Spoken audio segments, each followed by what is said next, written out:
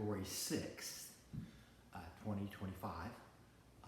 Back inside, fireplace, 40 degrees, winter. It was nice having 70 degrees, but back inside.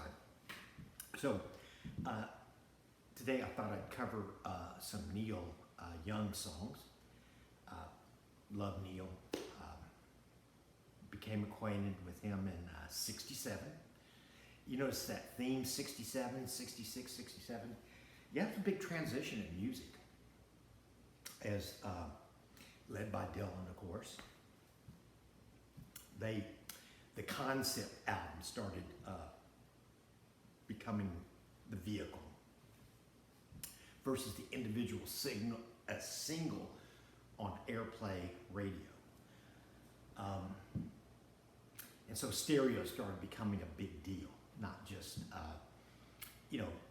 rich people having a stereo system in their home, but, teenagers and, 20-something stuff. And so you'd have a stereo, you could play this music, and you'd have the whole album. So this album here is Buffalo, Springfield Again. And this is where I first heard Neil Young and Mr. Soul. I was going, wow, what is that? I really fell in love with that. And then in 71, senior in high school, and I was, the girl I was dating, her brother was home for the summer, university, home from the summer. And he had a stereo in his, bedroom. And so I'd go in there, and he had a rocking chair, and I'd put the, headphones on and listen to his albums. And he had this album from Neil Young. Neil Young had a concert in 71.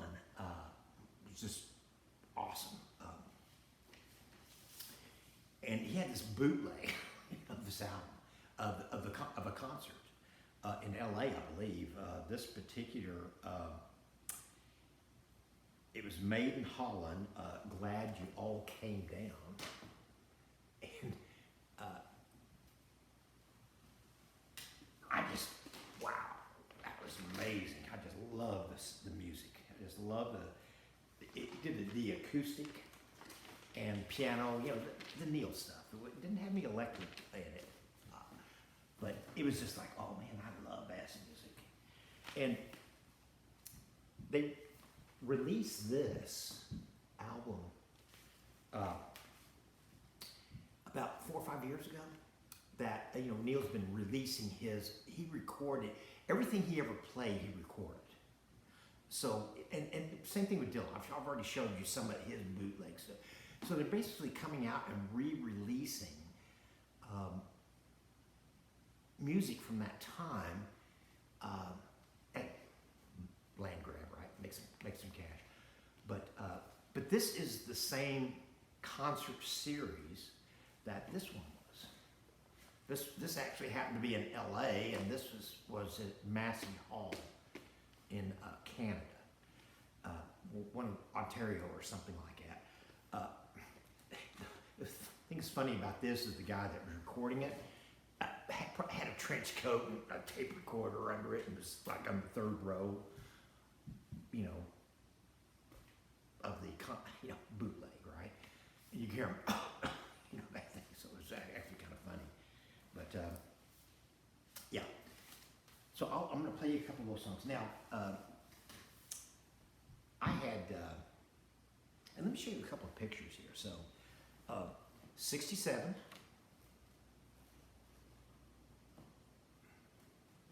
Yeah, there you go. That's what it looked like in 67. This is like the, junior high thing. And then this is high school. You notice the hair's starting to get longer, right? And this is 75 when I was in college. And the hair is really long.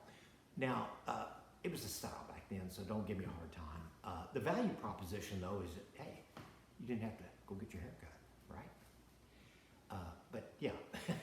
It's pretty funny. That's my dad and I, 1975. And here's a interesting one. I went to school at Oklahoma State in Stillwater, Oklahoma. That's where I went to university. And check this out. Your security depends on you. Oklahoma State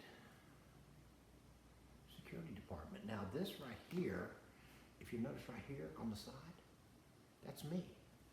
And I'm walking with my roommate. I had, after my sophomore year, I became roommates with two sisters. And, you know, we were roommates for junior, senior year. Why did I have two sisters as a roommate? Well, you know, I'm an organized guy and like to keep things tidy. I found that girls were actually better roommates, the right girls, right? Were better roommates than guys. So there you go. It worked out well. And back to senior and high school. So senior and high school, when I was 16, you know, I got a car. I started working at 13, saved up money, and so when I was 16, bought a new car. It's like $3,000. A lot of money back then. You know, we're talking about 1969. And this was a Chevelle SS 396, 375 horsepower, positive track, you know, muscle. It wasn't fun, I'm going to tell you. And for a 16-year-old, yeah, it was ridiculously inappropriate, but I've always been kind of out there. But man, that thing was fun. It was red, and it was something else.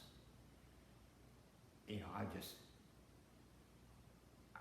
I was flying high. You know, 2 years later, no car. Tickets, everything caught up with me. You know, yeah. I went through defensive driving, everything, trying to, you know, get that stuff off of there. But yeah, I basically had to sell the car and move back home. You know, of course, you get the car and get an apartment, right? So you can imagine 16, 17-year-old having an apartment. Yeah, that was not a good idea, but it was fun. Yeah, it was really fun. But man, that car was nice. They were, the way Tulsa, I lived Tulsa, Oklahoma, that's where I grew up. The way Tulsa was laid out is, think north to south, Arkansas River, right? And Route 66, coming down from Chicago, goes through Tulsa, you know, down to Oklahoma City, and then west out to California. And so Route 66, as it went through Oklahoma or Tulsa, was 11th Street. That's kind of like a north-south street right there, 11th Street.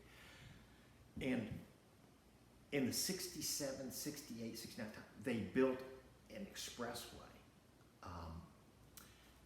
about a mile and a half to the north of 11th Street to kind of replace that traffic flow, because as you know, cars, you know, more cars on the road, right? Expressways. And so they built this crosstown expressway, basically north-south, to replace the 11th Street Route 66 route, right? And in 69, they had finished it basically, but they had not opened it.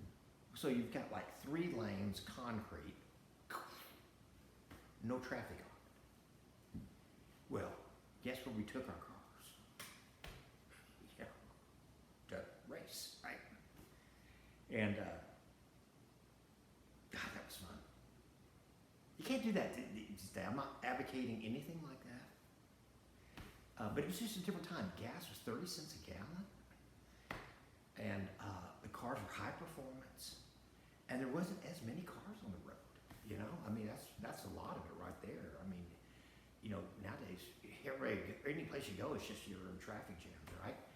But back then it wasn't like that. You know, you could everybody, you know, hop in the car. Or somebody had a car. Everyone got in the car, you know, with friends and stuff like that. And you'd go to what was called the Strip or the Drag. I mean, that's in Tulsa. It was Brookside. You know, it was just a place removed from downtown that had some local businesses, you know, for like 2 miles, and that became what was called the Strip. You know, people would drive up and back and forth, and American Graffiti. You know, watch that movie. I mean, that's exactly what it was like. But I'll give you this is what this car was like. I mean, it was nice. So bear with me. I'm going to go. So, you know, imagine a 16-year-old sitting in this car, 4-speed,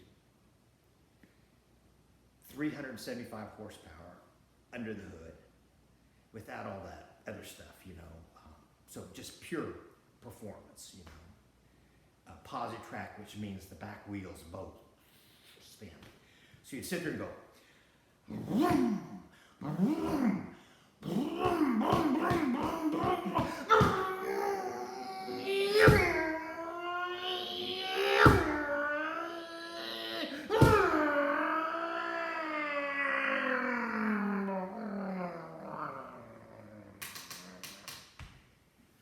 yeah. So the trick was power shifting.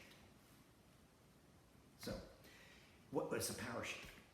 Well, back then, you could do this if you could do this. If you made a mistake, you'd blow up your engine, blow up your transmission, you know.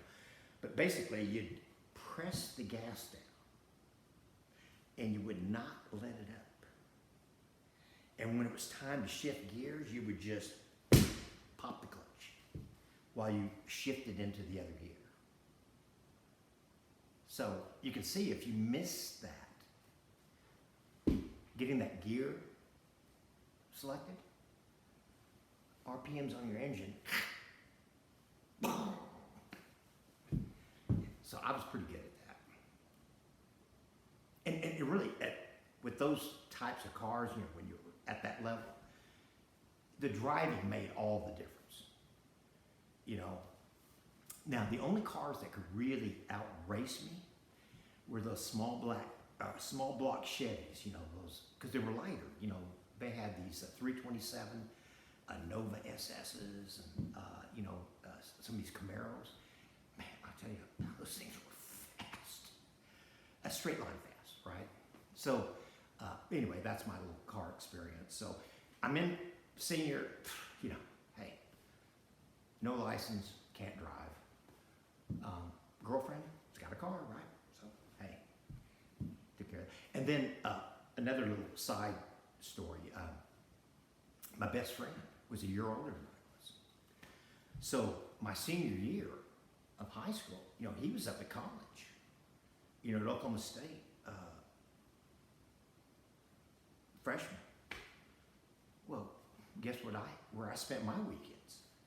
You know, Friday I would go up to Stillwater and then spend the weekend and come back and go to school. So, you know, people would go home back then, you know, freshmen staying in the dorm, go home. I would go up there, you know, Thursday, Friday, and use their meal ticket, you know, and sleep on the floor, you know, sleep in the dorm, stuff like that. And God, that was heaven. I mean, girls, all over the place. You're a senior. You're not studying anything. You know, you're just chasing, right? And again, back in that era, they had lowered the drinking age for beer down to 18. You know, can't send the kids to Vietnam and not come home to have a beer. But that lasted only about, 3 or 4 years? because they realized at some point that was a bad idea. You know, people were, too many drinking and driving accidents. But anyway, I thought, just give you kind of a taste of the history of the way things were back then. So let's get back to the Neil. So I'll play you a song, one of the songs off that album.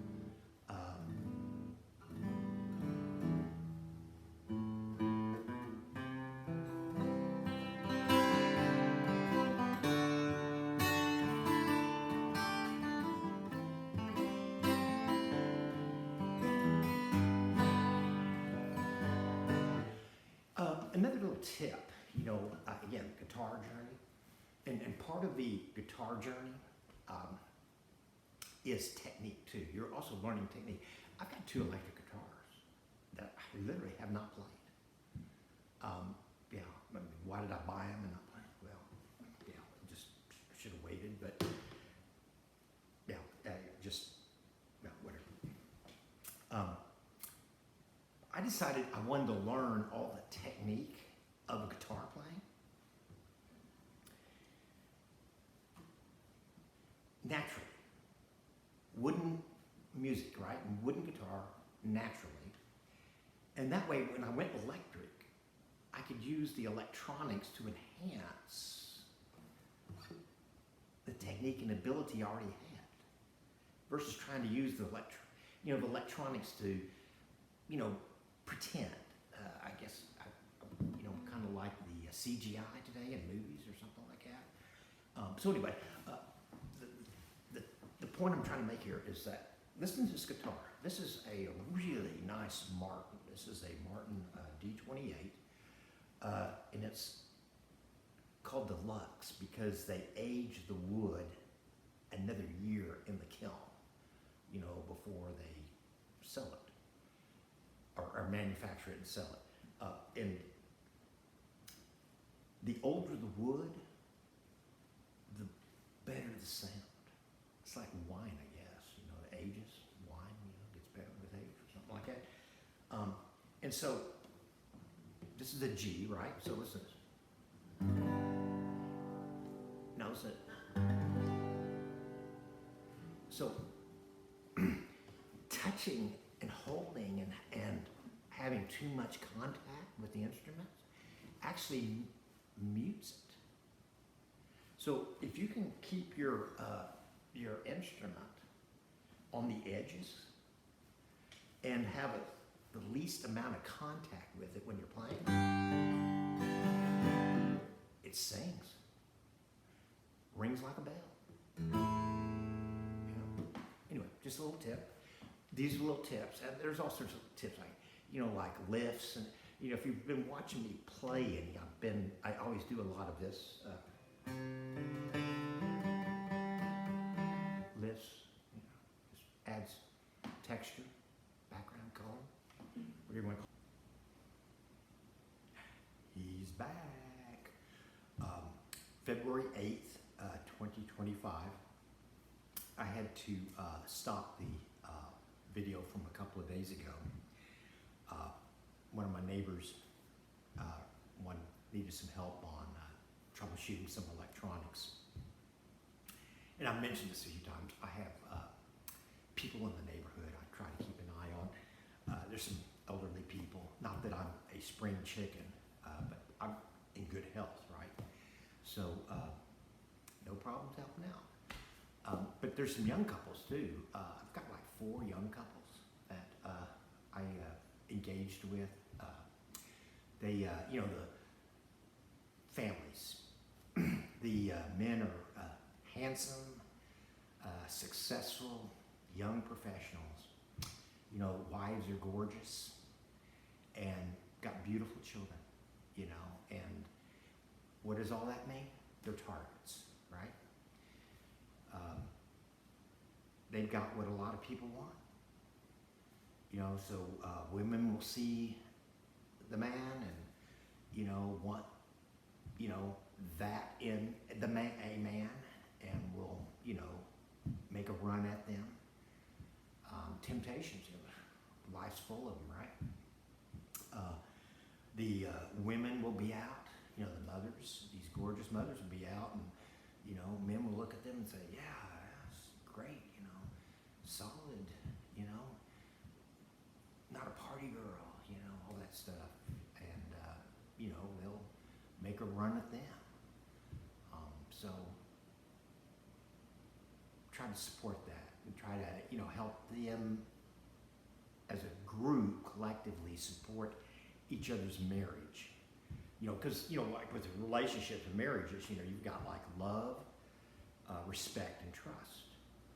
And you can just look in the Bible and it'll explain a lot of this stuff. But, but the Bible, literally, trust, if you dig in and look at that, is trust only in God. And the underlying message there is that that is the one that's hard.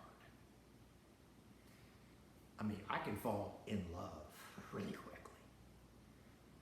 And I can respect you for any number of things. But trust can only be gained through actions and deeds over time, right? Blindly trusting anything or anybody is a fool's game. It's not that you're suspicious, you just, don't give blind trust. And in relationships, and especially in a marriage, it's the bridge you cannot go across. Once trust is broken, it's like crossing the Rubicon. There's no going back. And eventually it will destroy the marriage and destroy the family. And, family's the bedrock of society. So you want these, marriages to succeed. You want these families to succeed. So, I try to help where I can. No more, no less. That's all it is. We are who we are. People don't change. Life lessons here. Your personality didn't really change. I went to a lot of charm schools in my life, my corporate life. I call them, all that training they throw you into. I call them charm schools. I spent 20 years in technical sales on the technical side, the engineering side. But it's still sales. You're trying to sell something, so they taught you a lot of things about how to read people and get them to do what you want, that kind of thing. But there was this one thing that I really enjoyed was Myers-Briggs, personality profiling. So if you ever get a chance to do that, you should take advantage of it. It's based on the work by the psychologist Carl Jung, who was very, it's like Freud. I probably mentioned this a few times. But anyway, and there's no wrong answer. Again, that's part of the problem with all this pseudo psychology and things like that is, I want to be that. I want to be that. I want to be like that. I want to be perceived like that. Well, you can't do that. It's not like you're going into a store and buying something. You are who you are. Embrace who you are. That's all it is. Just embrace who you are. But it's good to understand who you are because it's okay. What was that saying from the 70s? I'm okay, you're okay.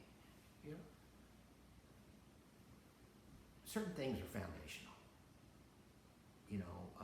Character. How do you want to be perceived? Again, just my grandfather was named after Theodore Roosevelt, number 26, because he was a very, I have him ranked as my number 3 president of all time. Washington, of course, and then Lincoln, and then TDR. But TDR said, far and away, the best prize and life offers is a chance to work hard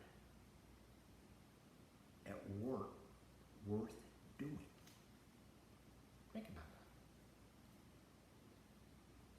just leave it. Just think, that's one of those things you need to think about. And it's so true. So, get back to our music. Now, I've got a lot of adventures. I've had a lot of adventures. I've lived kind of a fearless life. I've done a lot of things. And because of who I am, my personality, right? I'm, back to that Myers-Briggs. I've mentioned this on a few occasions. I'm an INTJ. It's just, extrovert, introvert, that kind of thing. It's how I perceive the world. It's how I view things. But for me, what all this means is I make pretty quick decisions. I see patterns of things. So I have no issue going into anything and using my value system to navigate my way through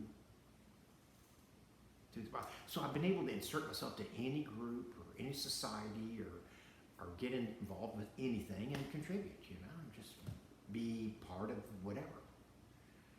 And so it's been an interesting ride. And so part of what I'm trying to do with these videos is share some of that knowledge. So this is why I'm kind of giving you some of the baselines of what it was like back in when I grew up, and because it's so different now. I mean, literally, when I grew up, bicycle, you hopped on your bike and you were gone all day. Like in the summer, you were gone all day. Parents didn't worry about it. And if you didn't even come home at night, they wouldn't worry about it because you were staying with a friend. You'd eat dinner over there, and we would Tom Sawyer, Huck Finn, stuff. But anyway, I brought these guitars out because I mentioned them earlier. So this is my Gretsch hollow body. It's got that Bixby, vibrator. Yeah, it bends the strings. I mean, and you'll see Neil when he's playing his leads, he makes his own tones because he's basically doing this with the strings as well as, bending them. These are all just technique stuff, but it's pretty fascinating. And then this is a Les Paul that's beautiful. I mean, this came out about 4 years ago. It was a special edition with the 1950s electronics, the prize, electronics that gave some of the sounds of that, early 60s, like the Kinks. But so anyway, again, have not really played them. I'm going to wait and do that down the road. And let me give you one more story. So senior of, July 1972. So I graduated from high school in 1972 and went to college, with, summer and then, August, university. That's the schedule, right? So it was 72. So July 72, I had a friend from, an acquaintance from junior high. And then high school, we kind of drifted apart, that kind of thing. And then he swings by and goes, "There's a rock concert at Lake Granby in Colorado. We're going to go up there and see it. You want to come?" And I go, "Sure, why not?" So, went to the bank, got $50. Threw a couple of things into like a pillow case. They came and picked me up in the Econoline van. So imagine this, 5 guys driving an Econoline van up to really Fort Collins initially, because one of the guys in the group, we're in Tulsa, right? His cousin was going to Colorado State University, which was in Fort Collins. So we were going up there, and then from there, we were going to take, through Rocky Mountain National Park over to Lake Granby. Now, Lake Granby was this reservoir that Denver had built on the western side slope of the Continental Divide on the Rocky Mountain, the Rocky Mountains. So capture the water, feed the water back, east underneath underneath the mountains back to Denver. So big reservoir, right? Big for that area. I mean, we're not talking about huge, I mean, it was big. So we get up there, and right off the road, there's just all these cars parked, and there's no, it's not an organized event. It's just, buses, and we're talking about hippie stuff, this is back in the 70s. And what it turned out to be, it was not a rock concert, it was a gathering of the clans. All the families and communes and things like that, rainbow people, all these things. And, it was kind of like, oh, this is interesting. And so, we just parked and then started walking, following the crowd, everybody. And there was this gravel road that followed the lake, the shoreline of the lake. And again, we're up in the Rocky Mountains, right? And then there's a path, and it starts going up the mountain like this. Well, we go up, so we following everybody, and it gets dark. And so about, 10 o'clock, 11 o'clock, people are just falling out off the trail and to sleep and building, fires, campfires to keep warm, because it was cold. Now, when I left Tulsa, I mean, again, July, it was like 100 degrees, so duh, I didn't take anything, any proper clothes to go up there, right? And I'm just freezing. And so I'm sitting there laying on the ground on a mountain like this, literally the slopes like this during the night. I had this dream. And in this dream, I'm so warm. It feels so good.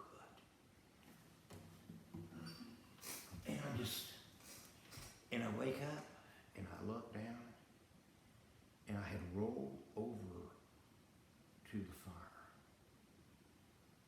And my tennis shoe was melting. Literally, the sole of my tennis shoe was melting. It's like,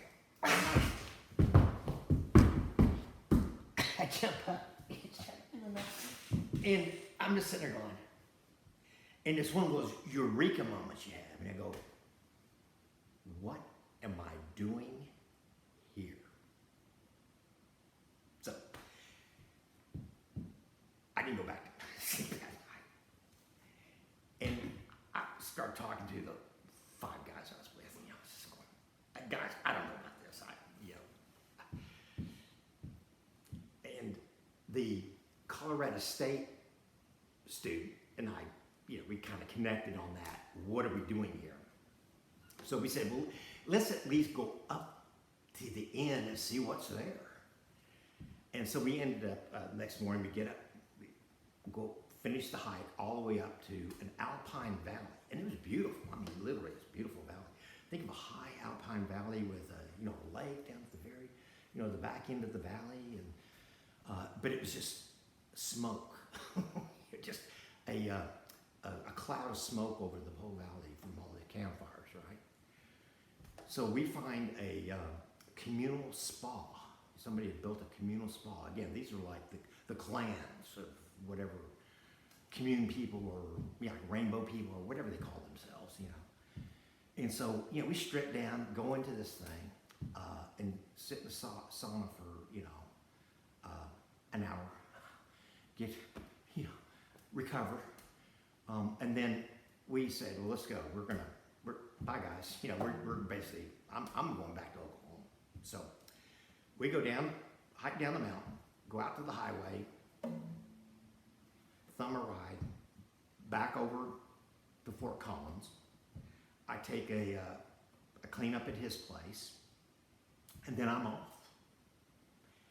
Basically thumbing a ride back to Oklahoma. And so, if you've ever seen Denver, there's this, I-20, which is the north-south, and then it's 30, the east-west interstate. Interesting. So I basically, literally, I'm sitting there in that interchange in downtown Denver. I'm gonna ride. And that was, but this is 72. Again, you can't do that stuff now. You just can't do it. Too many cars on the road. Because I've explained that a couple of times. Back in the early 70s, there was not a lot of traffic on the road during the day. People were at work. Most families had one car, so whoever was working would go take the car to work, and the other, if it was a wife at home, she was at home. Kids walked to school. There wasn't busing. There was none of that stuff. So during the day, there wasn't a lot of traffic on the road. It's just the way it was. Now, so I had some guy pick me up right outside of about where the Denver airport is now, of a new Denver airport, and he was high and drunk. And I said, ride's a ride, I'll take you to Oklahoma. I said, okay, let's go, Well, I got to just over the Kansas border before he started sobering up, because I need to go back, home. And okay, so I'm out there, western Kansas, in the middle of the night. Nowhere. I mean, look, if you've ever been to western Kansas, on that stretch of road, it's just flat, prairie, nothing. And some guy picked me up with a station wagon, and bless his heart, man, he was part of some sort of motor club or something like that. He took me all the way to northern Wichita, and I got to sleep in the back, of the station wagon. I mean, he could have killed me, we could have done anything. I was just exhausted at that point. So I get to northern Wichita, and I end up having to walk all the way down, because it's like 5 in the morning, 4 in the morning. No, everything's dead. So I'm hiking down, had to hike through Wichita to downtown to the bus station. Fortunately, I still had $20 on me. I was able to buy a bus ticket to Tulsa. So, and as an interesting side note, the way the route went, Wichita is like north of, on I-35 in Kansas, but it's on the Arkansas River. The Arkansas River plays a big part in all these stories, right? Because that's where the towns were built. Well, the bus route from Wichita to Tulsa actually went through Ponca City, which I ended up living in my professional life from 83 to 98 when I worked for Conoco Oil Company. Right? So a little tidbit fascinating. I ended up going right through Ponca City at that time. Anyway, I get back to Tulsa. I made it. What an adventure. I slept for 24 hours. I was just exhausted.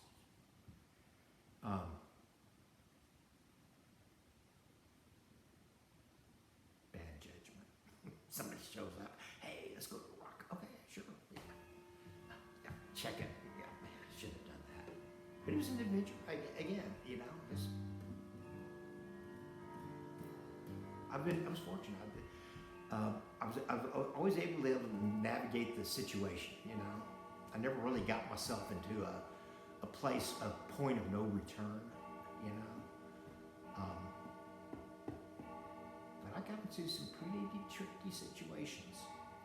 But do the right thing. That's the key. You got to have a good compass. A good moral compass, and that'll take you a long ways.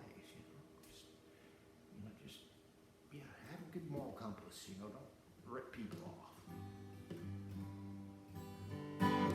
Anyway, let's get back to Neil. So this is Tell Me Why, and that's off those albums I showed you. And the thing I liked about that music is he did a lot of acoustic, which, you know, really resonated with me because a lot of the music airplay during that time was, you know, bands. You know, bands, that's what you'd hear, bands. And it's like, well, okay, well, how do you do that? You know, because, I mean, you got a drum, you got a bass, you got a rhythm guitar, you got a lead, you know. What is all this stuff? But then you see somebody just playing a guitar. Wow, how's he getting all that sound out of that wooden instrument, right?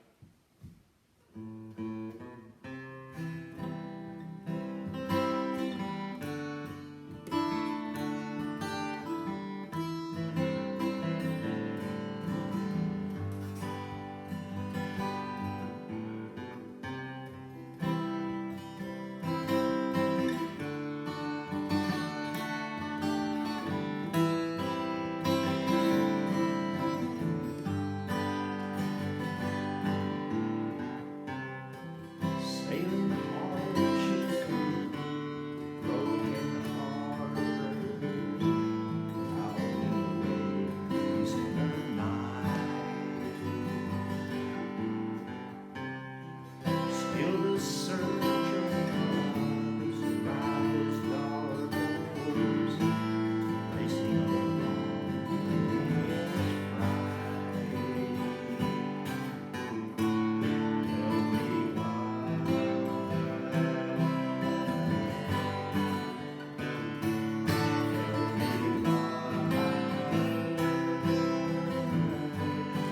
Is it hard to make arrangements with yourself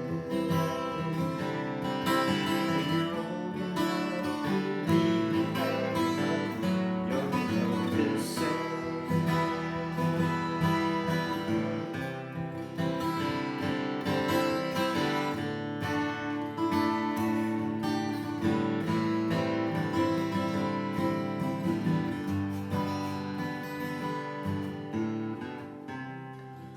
Tell me